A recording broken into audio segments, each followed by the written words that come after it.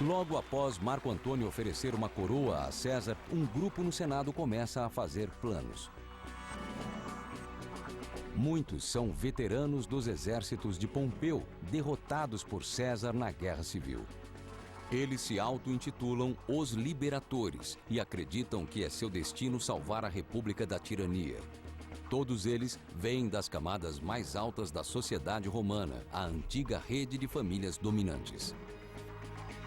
O líder do grupo é Brutus. Seu relacionamento com César é complexo. A mãe dele tinha sido amante de César. Então, a ligação de César com sua família não era muito agradável para Brutus. E Brutus tinha sido oponente de César.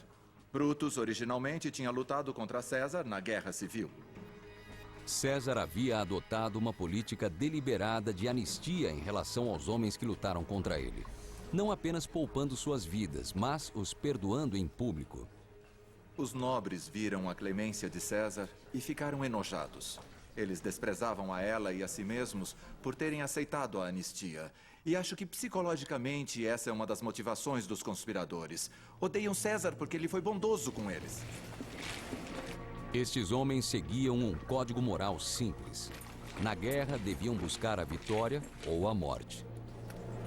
Ao derrotá-los e perdoá-los, César havia-lhes tomado não apenas o poder, mas a honra. E há apenas uma maneira de recuperá-las. Para Brutus, ela é clara. Um dos mitos fundamentais da República Romana é o fato dela ter nascido com a expulsão dos reis de Roma. E Brutus era um descendente do primeiro Brutus que tinha derrubado os reis e ajudado a República a nascer. Então, essa pressão do passado pesa muito sobre a mente dos conspiradores. De repente, o ritmo dos eventos é acelerado. César anuncia que em breve liderará suas legiões em uma nova campanha estrangeira. Ele deixará a cidade por, no mínimo, 3 anos. Se os conspiradores pretendem agir, precisam ser rápidos. Eles se decidem pelo dia 15, os idos de março, na próxima sessão do Senado. Tudo começa com os senadores indo até a casa de César para formar uma bela procissão e escoltá-lo até o Senado. E o que podemos dizer do fato de um vidente ter alertado César para ter cuidado com os idos de março e dele não ter dado ouvidos por arrogância? A notícia sobre o plano se espalha, mas César ignora todos os avisos. Ele não acredita que seus inimigos tenham força ou ousadia para atacar. Ele chega a circular por Roma sem guarda-costas, considerando que seu nome é proteção o bastante. Apenas Marco Antônio está com ele, e os conspiradores se encarregam de separá-los. Marco Antônio é distraído enquanto César entra para ver o Senado. Neste dia, ironicamente, eles se reúnem na Cúria, ou Casa de Reuniões do Teatro de Pompeu. Os conspiradores decidem assassinar Júlio César na Cúria. E é proposital, porque a Cúria é um espaço público. E isso passa uma mensagem poderosa. Os liberatores temem que seu plano seja revelado. Eles aguardam ansiosamente com as adagas escondidas sob as roupas. César entra na Cúria e assume seu lugar no trono dourado. Primeiro, um senador se aproxima e pleiteia que seu irmão exilado possa voltar para casa. O plano presume corretamente que César negará o pedido. Essa parece ter sido uma jogada proposital. Eles sabiam que César diria não. E ao dizer não, ele seria mais uma vez, naquele gesto, revelado como um tirano. O senador agarra a toga de César. Este é o sinal. O primeiro golpe o atinge no pescoço. Então todos os conspiradores avançam juntos. É um ataque confuso. As facadas foram tão violentas que os conspiradores chegaram a ferir uns aos outros enquanto tentavam atingir o corpo de César. O ato foi descrito como uma coisa similar à caçada a um animal. O golpe final é dado por Brutus, o antigo amigo de César. A essa altura, ele desiste de tentar sobreviver. Confusão e caos no Senado. Os senadores abandonam o prédio e tudo o que resta é o corpo de Júlio César, ironicamente, aos pés da estátua de Pompeu o Grande.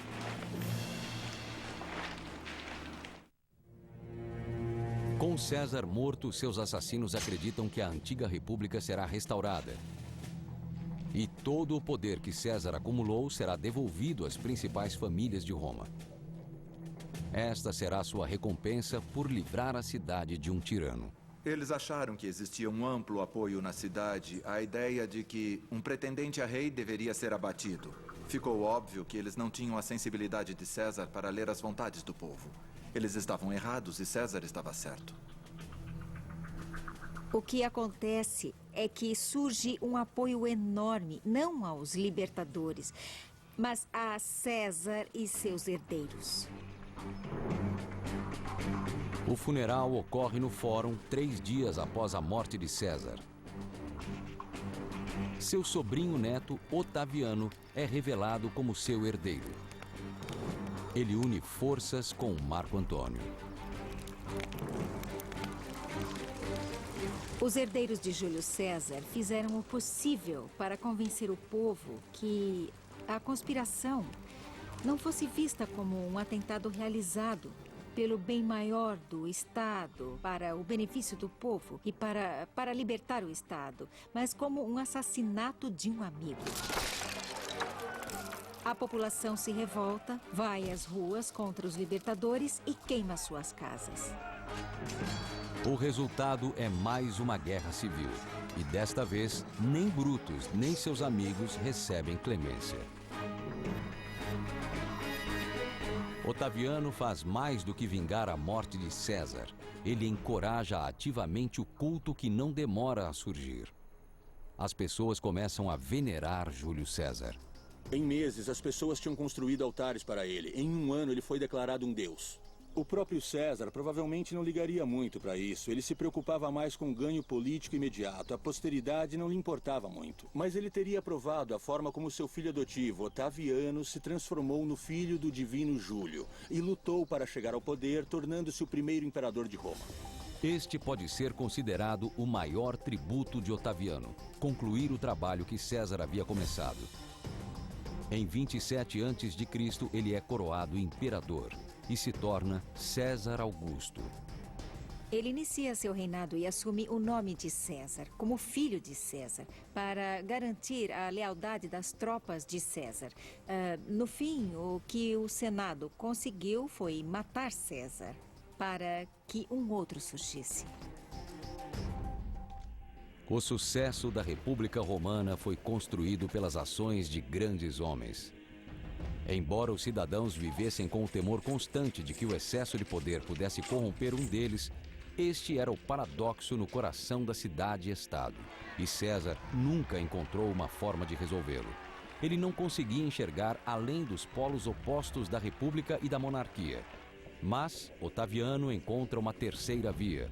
Ele negocia para si mesmo o título de Princeps, primeiro cidadão de Roma. Ele se torna mais poderoso do que qualquer rei. E a maior ironia de todas é que Otaviano consegue criar uma monarquia imperial, criar talvez uma tirania maior do que qualquer coisa que César parecia ter tentado estabelecer. Para os homens do Senado que mataram César, suas ações, o assassinato de um amigo e colega, devem ter parecido radicais, até revolucionárias. Eles acreditavam que o sangue de um tirano renovaria sua antiga república. Mas estavam errados. O plano para assassinar César foi insuficiente e tardio. Estava fadado ao fracasso. A escala da crise que engoliu a república era grande demais para ser resolvida com uma única morte, mesmo a de Júlio César.